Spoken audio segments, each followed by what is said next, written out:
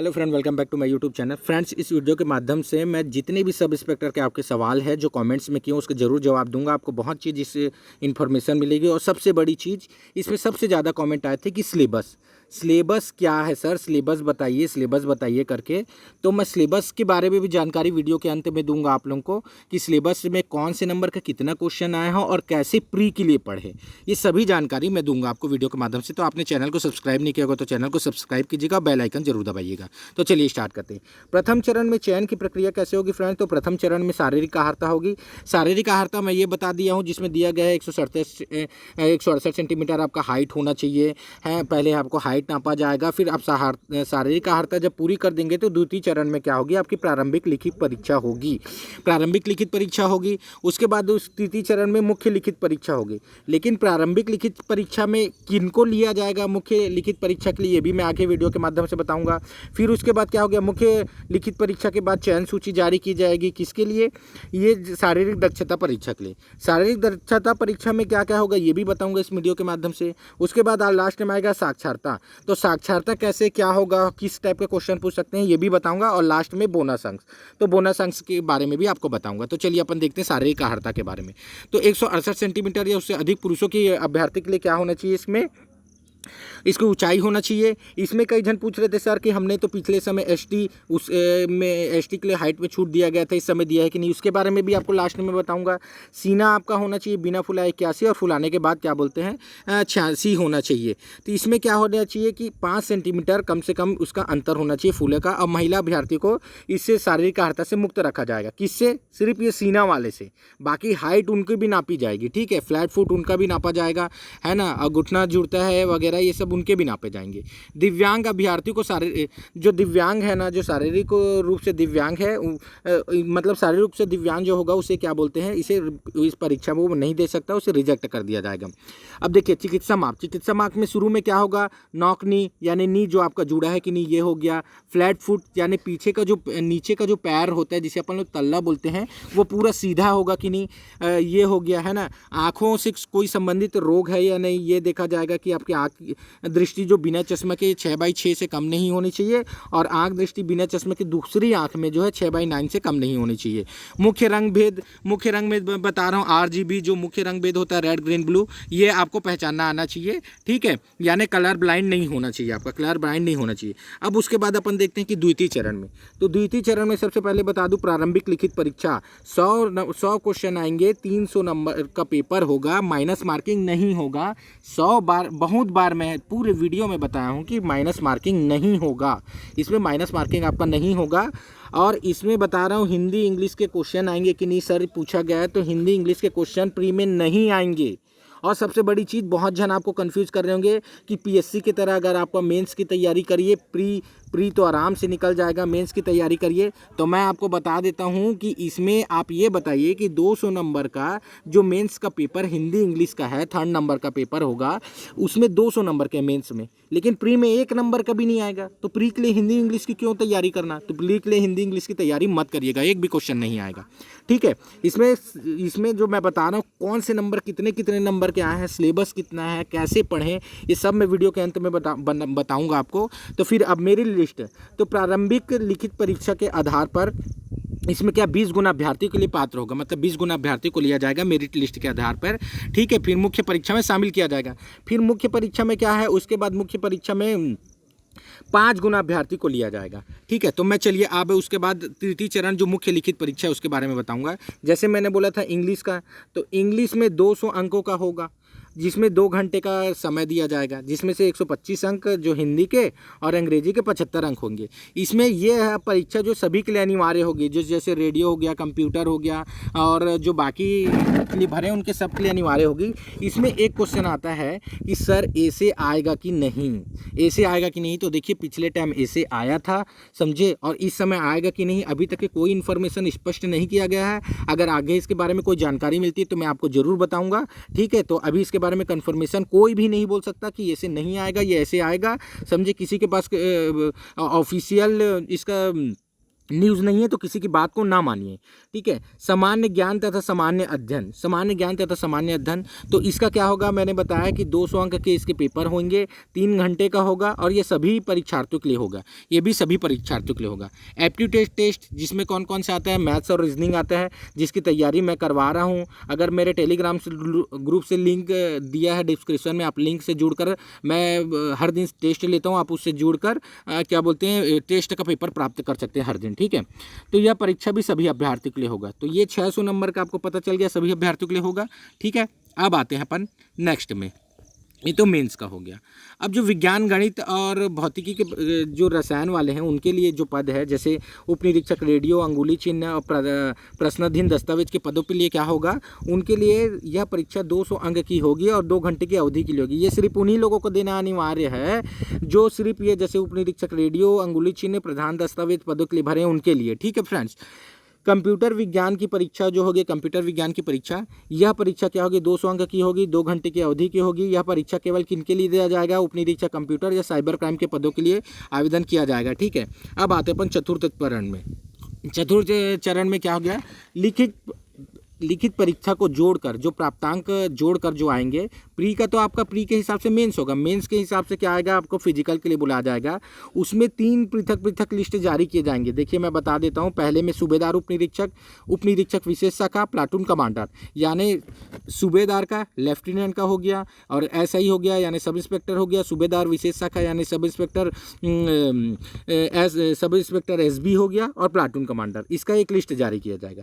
Second list जारी किया जाएगा उपनिरीक्षक रेडियो, अंगुली चिन्ह और प्रधानविद दस्तावेज का, और थर्ड उपनिरीक्षक कंप्यूटर और साइबर क्राइम का। इसमें अब एक क्वेश्चन आएगा सर कि इसमें सर हम लोग तो प्राथमिकता दी है, क्या प्राथमिकता के आधार पे इसका लिस्ट तैयार किया जाएगा? तो देखिए इसमें स्पष्ट रूप से बोला है कि प्राथमिकता के आधार पे ही इसका लिस्ट तैयार किया जाएगा। ये जो एक लिस्ट है ये आपके प्राथमिकता के आधार पर तैयार किया जाएगा। ये लिस्ट प्राथमिकता के आधार पर 5 गुना, फिर ये लिस्ट 5 गुना। आप सोच रहे होंगे कि सर सूबेदार का मैंने दिया है तो सूबेदार के आधार पर ही आपका सिलेक्शन होगा, तो ये एक चीज़ याद रखिएगा, अगर आप टॉप में आएंगे तो आपको सूबेदार के हिसाब से आपको सूबेदार पद के लिए किया जाएगा, या फिर आप प्लाटून कमांडर के लिए भी अगर 5 में आएंगे तो प्लाटून कमांडर के लिए आपको मेंस में बुलाया जाएगा। ठीक है, यानी आप में इसमें बहुत अच्छा चांस मिलेगा आपको। ठीक है, अगर आपके कम नंबर भी आते हैं लेकिन प्लाटून कमांडर के लायक आप योग्य हैं तो आपको प्लाटून कमांडर के 5 गुना पोस्ट के लिए आपको बुलाया जाएगा। ठीक है, और इसका जो अब आते हैं अपन नेक्स्ट में। ठीक है, तो नेक्स्ट में देखते हैं, 5 गुना मैंने बता चुका है। अब शारीरिक जो दक्षता, मैंने बहुत बार शारीरिक दक्षता के बारे में वीडियो बताया है, और सब इंस्पेक्टर के मैंने 11 वीडियो बनाए हैं फ्रेंड्स। उस वीडियो को आप देखेंगे 11 वीडियो को, तो आपकी पूरी जो आपका कन्फ्यूज़न है वो दूर हो जाएगा। ठीक है, मैं बहुत बार मेरे को बोला गया कि सर इसके बारे में बताइए करके, तभी मैंने ये वीडियो को बनाया है। शारीरिक दक्षता 300 अंक की होगी। ठीक है, शारीरिक दक्षता क्या होगी, 300 अंक की होगी। ठीक है, और क्या क्या होगा ये भी मैं मोटे तौर पर बता देता हूँ, हल्का से छोटा छोटा। लंबी कुछ 60 नंबर, ऊंची कुछ 60 नंबर, गोला fix 60 number, 100 metre 60 number, 1500 metre 60 number. इसमें 30% लाना अनिवार्य है, यानी 90 अंक लाना पड़ेगा। उसके बाद ही आपको क्या है अगले चरण साक्षरता के लिए पात्र होंगे, नहीं तो अगर 90 नंबर नहीं लाए तो आप पात्र नहीं होंगे। ठीक है, अब उपनिरीक्षक कंप्यूटर साइबर क्राइम के लिए ये केवल क्वालिफाइंग होगा, केवल क्वालिफाइंग होगा, उनके लिए नंबर नहीं जुड़ेगा, ये क्वालिफाइंग होगा। ठीक है, यानी 90 नंबर आए गए तो वो क्वालिफाई हो जाएंगे। अब साक्षरता के 100 अंक होंगे, तो बहुत जन पूछा है सर साक्षरता में कैसे पूछा जाएगा, क्या पूछा जाएगा? तो मेरे को आप ये बताइए, साक्षरता में वहाँ आपका आपकी बॉडी लैंग्वेज, आपके बात करने का तरीका है ना, यही सब आपका देखा जाएगा। देखिए क्योंकि आपने तो जीके का पेपर दे चुका है, फिजिकल एक्टिविटी पार कर लिया है, इसीलिए वहाँ आपका प्रेजेंट ऑफ माइंड ही चेक किया जाएगा। ठीक है, और साक्षरता में एक चीज़ बता दूँ, जो मिनिमम मार्क्स रहता है वो मिलता ही है। जैसे पीएससी में हो गया 40 से 150 में 40 से लेकर 50 तक के मिनिमम मार्क्स मिलता है, तो उसमें भी ऐसे कुछ मिनिमम मार्क्स निर्धारित किया जाएगा, वो सबको दिया जाएगा। ठीक है, तो साक्षरता के लिए ज़्यादा आप टेंशन ना ले, है ना। अब इसमें बोनस अंक के बारे में बता देता हूँ कि खेल कूद, राष्ट्रीय अंतर्राष्ट्रीय स्तर पर खेल कूद में प्रवीण अभ्यर्थी को 10 अंक के बोनस रूप में दिया जाएगा। किसने? 10 अंक के बोनस रूप में दिया जाएगा। अब मेरी जो चयन सूची है वो कैसे तैयार की जाएगी? तो चयन सूची जो है वह देखिए, मुख्य लिखित परीक्षा, शारीरिक दक्षता, साक्षरता और बोनस अंक के आधार पर चयन सूची तैयार की जाएगी। ठीक है, इसके आधार पर चयन सूची तैयार की जाएगी। अब इसमें अब जो कमेंट्स किए थे मेरे वीडियो के माध्यम से बहुत जन, अब इसमें सबसे ज़्यादा क्वेश्चन था कि सर क्वेश्चन कौन कौन से आएंगे, सिलेबस क्या है? तो मैं इसका प्रारंभिक जो प्री का सिलेबस आपको बता रहा हूँ, ये ये एनालिसिस इस समय कोई ऑफिशियल जारी नहीं किया गया है, ये पिछले के हिसाब से मैंने ऑफिशियल बता रहा हूँ फ्रेंड्स कि पिछले में इस हिसाब से आए हैं, तो हो सकता है इस समय भी इस हिसाब से आए। तो 2011 एसआई भर्ती के लिए प्रारंभिक परीक्षा में पूछे गए प्रश्न विषयवार विवरण देखिए मैं बता रहा हूँ। सबसे पहले संविधान के जो टोटल 7 क्वेश्चन आए थे, जिसमें से 6 क्वेश्चन जो है इससे आए थे और एक क्वेश्चन जो है वह ग्रामीण जो से आए थे, मैं आगे बताऊंगा उसको, ठीक है। तो संविधान के टोटल अभी 6 क्वेश्चन मान लीजिए। पर्यावरण के 2 क्वेश्चन आए थे। पर्यावरण के कितने? 2 क्वेश्चन आए थे। विज्ञान से 13 क्वेश्चन आए थे। अगर छत्तीसगढ़ के बाद अगर किसी सब्जेक्ट के बाद सबसे ज़्यादा क्वेश्चन आए थे तो विज्ञान से आए थे। विज्ञान से 13 क्वेश्चन आए थे, जिसमें से 5 क्वेश्चन रसायन के, 5 क्वेश्चन भौतिकी के और 3 क्वेश्चन जो है वह किसके आए थे? ये अपने बायो के आए थे, ठीक है। तो टोटल 13 क्वेश्चन थे। गणित के 10 क्वेश्चन आए थे फ्रेंड्स। गणित के कितने आए थे? 10 क्वेश्चन। और रीजनिंग के 1 क्वेश्चन। गणित के 10 क्वेश्चन, रीजनिंग के 1 क्वेश्चन। मैंने बताया था कि पंचायती राज्य से 1 क्वेश्चन, मतलब संविधान से टोटल 7 क्वेश्चन आ चुके हैं, जिसमें से 1 पंचायती राज्य भी था। अब समसामयिकी यानी करंट अफेयर से 14 क्वेश्चन आए थे। करंट अफेयर से कौन कौन से क्वेश्चन आए थे? जैसे अंतर्राष्ट्रीय घटना हो गया, और उसके बाद खेल संबंधित घटनाएं हो गए, या सम्मेलन हो गया, या संयुक्त सैन्य अभ्यास हो गया। ये सभी जो है समसामयिकी के, मैं धीरे धीरे इसकी तैयारी मैं नवंबर से करवाऊंगा समसामयिकी में। मेरे टेलीग्राम चैनल में आप जाके लिंक में जुड़ सकते हैं, तो वहाँ से आपकी समसामयिकी की तैयारी हो जाएगा, ठीक है। अब भारतीय इतिहास से भी 9 क्वेश्चन आए थे फ्रेंड्स। कितने आए थे? इंडियन हिस्ट्री से 9 क्वेश्चन आए थे। अर्थशास्त्र से यानी अर्थव्यवस्था से सबसे कम क्वेश्चन आए थे, 4 क्वेश्चन। अब कंप्यूटर से कितने क्वेश्चन आए थे? तो कंप्यूटर से 6 क्वेश्चन आए थे। कंप्यूटर से 6 क्वेश्चन आए थे। सामान्य ज्ञान में बता रहा हूँ, जो विविध के क्वेश्चन रहते हैं, जैसे कि क्या बोलते हैं, भारत में सबसे ऊंचा लंबा चौड़ा, विश्व में सबसे ऊंचा लंबा चौड़ा हो गया, या फिर और क्या बोलते हैं, करेंट से जो विविध के होते हैं, जैसे खेल से हो गया, खेलों के नाम हो गया, है ना, कि उसके बाद ये खेल जहाँ खेलते हैं उसका नाम हो गया, स्टेडियम के नाम हो गए, है ना। तो ये सब जो विविध के जो जैसे दिन हो गया, दिन का थीम हो गया, डे हो गया, ये सब जो है ये सामान्य ज्ञान के अंतर्गत 9 क्वेश्चन पूछा गया था।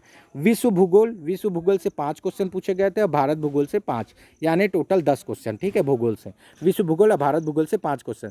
इसमें एक चीज़ बता देता हूँ, विश्व के इतिहास से एक भी क्वेश्चन नहीं पूछा गया था। पिछले टाइम विश्व के इतिहास से एक भी क्वेश्चन नहीं पूछा गया था। और छत्तीसगढ़ से 15 क्वेश्चन पूछे गए थे। छत्तीसगढ़ से 15 क्वेश्चन पूछे गए थे, तो टोटल कितने क्वेश्चन हो गए? तो टोटल 100 क्वेश्चन हो गए। इसमें बोले होंगे सर, मेरे को कई जन कमेंट कर रहे थे, तो मेरा ये पर्सनल मानना है, पिछले के हिसाब से एनालिसिस कर रहा हूँ। अगर आपका 67 से 75 नंबर के बीच में 75 क्वेश्चन अगर आपका सही होता है, क्योंकि माइनस मार्किंग इसमें नहीं है, तो आप प्री कर निकल जाएगा आपका। ये जनरल कैटेगरी के है। ओबीसी के लिए 2-3 पद कम कर लीजिए, यानी ये मान लीजिए कि 65 से 70 के बीच में ओबीसी, 65 से 70 के बीच में ओबीसी। उसके बाद अपन मान लेते हैं कि एससी जो है वो 60 से लेके 65 के बीच में एससी, और एसटी जो है वो बता रहा हूँ कि 55 से लेके 60 के बीच में एसटी जो है प्री के लिए पेपर दे सकते हैं, ठीक है। तो इतना नंबर आप तैयारी कर लीजिए। अब उसके बाद आते हैं अपन नेक्स्ट में। अब आप लोगों के सवाल जो है उसका जवाब दूंगा मैं कि कौन से क्या सवाल दिया है, ठीक है। ये मेरे कमेंट्स में आया था, सब उसी को मैं दिया है, अब जवाब देता हूँ। इसमें समी नामक एक व्यक्ति ने मेरे को किया है कि जिसने 2018 में सूबेदार और एसआई की 2 अलग अलग फॉर्म डाले हैं, वह एक बार फॉर्म डालेंगे या 2 बार डालेंगे? तो वह इस समय एक बार फॉर्म डालेंगे फ्रेंड्स, और उसमें प्राथमिकता दिया जाएगा आपको 2 बार फॉर्म नहीं डालना है, सिर्फ एक बार फॉर्म डालना है। तो ठीक है, आपका ये वाला जो कन्फ्यूज़न है वो दूर हो गया कि एक बार फॉर्म डालेंगे आप, ठीक है। उसके बाद आया है पुराने फॉर्म के पैसा का क्या हुआ, अब मिलेगा क्या? मतलब क्वेश्चन मार्क्स करके ओम प्रकाश नामक व्यक्ति ने डाला है। तो मैं बता दूं ओम प्रकाश जी कि इसका तो अब ये गवर्नमेंट ही बता सकती है कि पुराना पैसा को वापस करेगी कि नहीं, लेकिन इसका अभी तक कोई अपडेट नहीं आया है, और मुझे लगता है कि पुराना पैसा का वापस नहीं किया जाएगा। तो अब इसके में इसका आप मतलब यही बोल सकता हूँ कि गवर्नमेंट के जवाब का इंतज़ार कीजिए, लेकिन भूल जाइए पैसा को, अधिकतर भूल जाइए, ठीक है। अब आते हैं पर नेक्स्ट में। इसमें एक जिन गौरीशंकर राठिया ने मैसेज करा है, मतलब कमेंट किया था मेरे को वीडियो पे, तो उसमें लिखा है, सर मेरा रोजगार पंजीयन तारीख 28 अगस्त 2016 को करवाया हूँ और अगला 2019 में करवाना था पर नहीं करवाया हूँ, तो क्या न्यू करवाना पड़ेगा सर, प्लीज़ बताएं। तो हाँ जी, आप रोजगार कार्यालय में जाइए, रोजगार कार्यालय में जाके आप पंजीयन करवाइए, वहाँ जाके आपका आराम से नवीनीकरण हो जाएगा। कोई बात नहीं, 2019 में किसी कारणवश कोविड चल रहा था, वैसे ही अब रोजगार पंजीयन खुले नहीं थे, तो उसमें आपकी क्या गलती है? तो आप वहाँ से जाइए और जाने के बाद पंजीयन करवा दीजिए और दूसरे दिन फॉर्म भर लीजिए, ठीक है। तो ये भी आपका कन्फ्यूज़ दूर हो गया होगा। अब उसके बाद आता है जो फाइनल ईयर में है डाल सकते हैं क्या? ये सबसे ज़्यादा बार पूछा गया क्वेश्चन है कि जो फाइनल ईयर में है आप डाल सकते हैं क्या? तो देखिए वहाँ पर दो ऑप्शन दिया गया है। एक तो आपका जो मार्कशीट मतलब डेट ऑफ बर्थ जो है वो 10वीं के हिसाब से, मतलब 10वीं के हिसाब से आपके डेट ऑफ बर्थ के लिए 10वीं के हिसाब से मार्कशीट को डालने बोला गया है। लेकिन एक जगह बोला गया है कि आप क्वालिफिकेशन में क्या है। तो क्वालिफिकेशन में आपका पूछा गया है कि जैसे आप ग्रेजुएशन हैं तो ग्रेजुएट को डालिए, या BCA किए हैं, या किसी भी चीज़ से आप ग्रेजुएट किए हैं उसको डालिए बोला गया है। तो वहाँ तो आप क्या बोलते हैं फाइनल ईयर में हैं, तो वहाँ तो आप गलत इन्फॉर्मेशन नहीं दे सकते, है ना, आप तो क्योंकि अंडर ग्रेजुएट हैं। लेकिन एक चीज़ इसमें बता रहा हूँ, अगर आप डालना चाहते हैं, पेपर दिलाना चाहते हैं, समझे, या कोई प्रॉब्लम आएगा तो आगे चल के कोई प्रॉब्लम आएगा तो सिलेक्शन ही मत लीजिएगा, उसमें आपको कोई उसके ऊपर ऑब्जेक्शन नहीं होगा। लेकिन फाइनल ईयर के स्टूडेंट डाल लीजिएगा। क्यों डाल लीजिएगा? वहाँ पर क्या बोलते हैं, क्योंकि आप फाइनल ईयर में हैं, आप वहाँ पट्टी क्लिक कर दीजिए ग्रेजुएशन के। अगर आप पास करते हैं तो इसमें तो लगभग 1 साल डॉक्यूमेंट वेरिफिकेशन वो 1 साल बाद ही दिखाया जाएगा आपको। हाँ, और एक चीज़ पहले बता दूँ, अगर डॉक्यूमेंट वेरिफिकेशन पहले किया गया है ना, तो उसमें फिर आप कट जाएंगे। ये इसका जवाब मैंने दे दिया कि डॉक्यूमेंट वेरिफिकेशन अगर पहले किया गया, जैसे लास्ट टाइम क्या किया था, डॉक्यूमेंट वेरिफिकेशन को पहले किया गया था, तो उसमें आप कट जाएंगे। लेकिन आप 400 रुपये रिस्क लेके डाल लीजिए, कोई बात नहीं, दिला दीजिए, है ना। जैसे PSC में कई जन क्या करते हैं कि कम एज वाले अंडर ग्रेजुएट वाले भी एग्ज़ाम दिलाने जाते हैं ताकि उनको एक्सपीरियंस हो करके। तो आप डाल सकते हैं, लेकिन इसमें ये बता रहा हूँ, लेकिन आप अनक्वालिफाइड है उस चीज़ के लिए। मैं इसमें क्लियर कर दिया हूँ फ्रेंड्स कि आप अनक्वालिफाइड है उस चीज़ के लिए, ठीक है। तो चलिए अब ये थे सर, प्लीज़ बताइए, हेमंत कुमार ने बोला है, अगर हम अपना पुराना रजिस्ट्रेशन नंबर भूल गए हैं तो कैसे निकालें? तो देखिए इसके बारे में कोई क्या बोलते हैं, ये बहुत जन का प्रॉब्लम है कि पुराना रजिस्ट्रेशन भूल गए हैं सर, तो हम कैसे करें? तो इसके बारे में बता दूं कि पुराना रजिस्ट्रेशन नंबर अगर आप भूल गए हैं तो इसके बारे में आपका कोई ऑप्शन अब क्या बोलते हैं उसके तरफ से जारी नहीं किया गया है। हो सकता है कुछ दिन में अगर नंबर जारी किया गया तो मैं फ़ोन करके पूछूंगा कि सर इसका ऑप्शन क्या है, बताइए सर, मोबाइल नंबर में रजिस्ट्रेशन नहीं है, ये है। तो आप एक चीज़ कीजिएगा, अगर आप ना, इसका एक ऑप्शन बताता हूँ आपको, अगर आपकी ईमेल अकाउंट है तो ईमेल अकाउंट में देखिए, आपको चेक कीजिए, आपकी तरफ से पहले का जो मैसेज है वो ज़रूर होगा, पहले जो मैसेज है उसमें रजिस्ट्रेशन नंबर ज़रूर होगा। एक चीज़ वो हो गया, या फिर मैसेज चेक कीजिए, उसमें हो सकता है आपका रजिस्ट्रेशन नंबर होगा। तो इन दोनों में जाके अगर मिल गया तो अच्छी बात है, और नहीं मिला तो इसके संबंध में कोई अपडेट आएगा तो मैं आपको ज़रूर बताऊंगा, ठीक है। तो इसका ऑप्शन मैं यही बोलूँगा कि ईमेल अपना चेक करिए, या फिर अपना रजिस्ट्रेशन चेक करिए जाके, या आप अगर मोबाइल चला रहे हो, अगर अपने मोबाइल में अगर उसका PDF सेव किए होगे तो जो गूगल फ़ोटो जहाँ सेव करते हैं, मैं भूल रहा हूँ, गूगल फ़ोटो करके कुछ आता है, ऐप का नाम भूल रहा हूँ, उसमें छानबीन कीजिए, वो आपके 10 साल के मोबाइल का जितना है, अगर मोबाइल चेंज नहीं हुआ तो वहाँ बताता है, तो वहाँ आपको मिल सकता है, ठीक है। अब आते हैं पर नेक्स्ट क्वेश्चन में, देखते हैं कि सर मेरा रोजगार पंजीयन तारीख 28 अगस्त, मैंने इसको बता चुका है कि अब 28 अगस्त था, अब नहीं करवाया है तो आप करा दीजिए, ठीक है।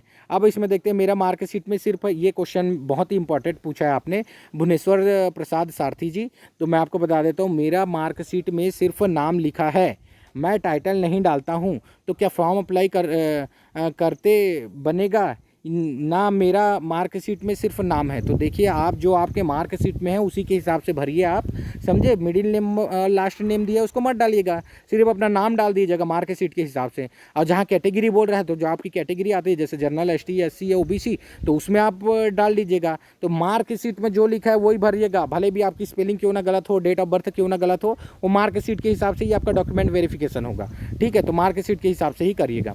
अब आते हैं पर नेक्स्ट क्वेश्चन में, जो जैनंद एक्सेस ने किया है, सर फर्स्ट में 20 गुना लेगा, उसमें देखिए प्राथमिकता के आधार पर लिस्ट तैयार होगा क्या, या फिर सबका एक ही लिस्ट तैयार होगा? प्लीज़ बताइए। ये बहुत ही अच्छा क्वेश्चन है, ये मैं बता देता हूँ। मान लीजिए आपका नंबर आ गया 75, ठीक है, या मान लीजिए आपका नंबर आ गया 75 नंबर आ गया, तो आप, तो एक एग्जांपल बता रहा हूँ, आप सूबेदार है, हाईएस्ट नंबर है, तो सूबेदार के लिए क्वालिफाई हो गए, तो सूबेदार के आपके पद के लिए लिया जाएगा। लेकिन उसके बाद मान लीजिए आपका आ गया 65 नंबर, उसी आदमी का मान लिया आज ही गया 67 नंबर आ गया, तो आप कौन नंबर है ना, आप प्राथमिकता दिए हैं। तो देखिए अगर क्या बोलते हैं, सामने वाला आदमी जो है प्लाटून कमांडर में को प्राथमिकता दिया है तो उसे पहले लिया जाएगा, फिर आपका अगर ये 67 नंबर प्लाटून कमांडर के लायक आएगा तो आपको इसके लिए प्लाटून कमांडर के लिए क्वालिफाई किया जाएगा, ठीक है। तो इसमें मत डरिएगा कि एकदम ही क्या बोलते हैं वो जाएगा। मैं पहले ही बता रहा हूँ आपको कि प्री जैसे लोग बोलते हैं, मेरे को कई जन कमेंट करके बोले ये तो बहुत हार्ड है,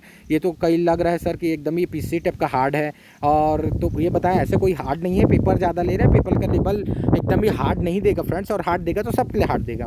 सर फाइनल ईयर वाले फॉर्म अप्लाई कर सकते हैं क्या? ये जवाब मैंने दे दिया है पहले, आप तो शुरू में हो गया होगा ज्योतिष प्रजापति जी। तो चलिए अब आता है नितिन एक्सेलो का। नितिन जी ने बोला है कि सर हम 2018 में फॉर्म भर चुके हैं, हाइट में छूट मिलेगा क्या या नहीं? तो देखिए इसके लिए हाइट में छूट मिलेगा कि नहीं, ये गवर्नमेंट ने अभी तक इसमें नहीं बोला है। ऑफिशियल नोटिफिकेशन में हाइट के बारे में जो पिछले समय 168 बताया गया है, जो संशोधित किया गया है, तो अभी तक के तो इतना बता रहा हूँ कि 168 होगा। लेकिन आगे चल के अगर कोई हाइट के छूट के संबंध में अगर दिया जाता है तो अपडेट मैं ज़रूर बताऊंगा, लेकिन अभी हाल ही 168 वाले लोगों को ही हाइट में लिया जाएगा। ठीक है, अब नेक्स्ट क्वेश्चन है सर कंप्यूटर साइंस बैच वाले भी भर सकते हैं क्या? हाँ ज़रूर भर सकते हैं कंप्यूटर साइंस वाले। जैसे जो BCA जो कर रहा है वह BCA का एक अलग से पद है जो कंप्यूटर साइबर क्राइम के लिए, उसमें भर सकते हैं, आप ज़रूर भरिएगा। ठीक है, अब आते अपन अगले क्वेश्चन पे। तो सर एग्ज़ाम कब होगा? ये बहुत ही अच्छा और बहुत ही ज़्यादा मतलब सभी लोगों के मन में होगा, सर एग्ज़ाम कब होगा, एग्ज़ाम कब होगा। तो मैं बता देता हूँ, मैं इसमें कोई ऑफिशियली नहीं बता रहा हूँ, मैं अपने हिसाब से बता रहा हूँ कि देखिए फॉर्म अप्लाई हो जाएगा, फॉर्म छानबीन करने के बाद जो भी है आपको संभवतः दिसंबर में आपको अगर अच्छा रहा तो दिसंबर में आपको शारीरिक दक्षता यानी शारीरिक माप झोंक के लिए हाइट उट मापना, फ्लैट फुट नापना, इसके लिए बुलाया जा सकता है। और उसके बाद हो सकता है कि प्री जो है जनवरी में हो जाए। प्री किसमें? जनवरी में हो जाए प्री। फरवरी में प्री के लिए अगले समय 1.5 से लेकर 2 महीना दिया था, समझे, या 1 से लेकर 2 महीना देगा। फिर फिजिकल के लिए भी 1 से लेकर 2 महीना तक के देता है। ठीक है, तो ये आपके सवाल हो गए फ्रेंड्स। अब आते हैं अपन नेक्स्ट में। सर SI और कमांडर के काम के बारे में वीडियो बनाइए, क्या क्या काम होता है और इंटरव्यू में। तो मैं आपको बता देता हूँ, इसके बारे में बहुत बार मौखिक रूप से बता दिया हूँ, ऑफिशियल चीज़ बता दिया हूँ। मैंने आपको बताया कि मैंने मेरे प्ले लिस्ट में SI सब इंस्पेक्टर के बारे में 11 ठो वीडियो बनाया है। उस वीडियो को देख लेंगे तो आपके सारे इन्फॉर्मेशन, सारे कौन कौन से पद में अप्लाई कर सकते हैं, कौन कौन सा क्या काम है, ये आप उसकी जानकारी प्राप्त कर सकते हैं। ठीक है, तो आनंद बख्शी जी आप जाके उस वीडियो को देख लीजिएगा। हाँ, तो इतनी सारी मैं इन्फॉर्मेशन आप लोगों के लिए मेहनत कर रहा हूँ, तो एक कॉमेंट और एक लाइक तो बनता ही है फ्रेंड्स। और चैनल को सब्सक्राइब जरूर कीजिएगा ताकि मैं आगे और इन्फॉर्मेशन दे सकूं। अब इसमें एक क्वेश्चन है, आप बहुत अच्छे से एक्सप्लेन करते हो सर, फायर फाइटर, बहुत ही धन्यवाद। ऐसे ही आप लोगों का प्यार हमें मिल रहा है। बहुत ही जल्द मैंने जो है यूट्यूब का क्राइटेरिया को पार भी कर दिया आप लोगों के प्यार के कारण। और मैं ऐसी वीडियो आप लोगों के लिए ऐसी इन्फॉर्मेशन देते जाऊंगा, आप ही ऐसे अच्छे अच्छे कमेंट करते जाइए। तो फायर फाइटर बहुत ही धन्यवाद आपका, बहुत ही धन्यवाद। तो ठीक है फ्रेंड्स, ये वीडियो में और कुछ कंफ्यूज होगा तो कमेंट कर दीजिएगा, फिर मैं अगले वीडियो के माध्यम से उस कमेंट को क्या बोलते देने की कोशिश करूँगा। ठीक है, धन्यवाद, जय हिंद फ्रेंड्स।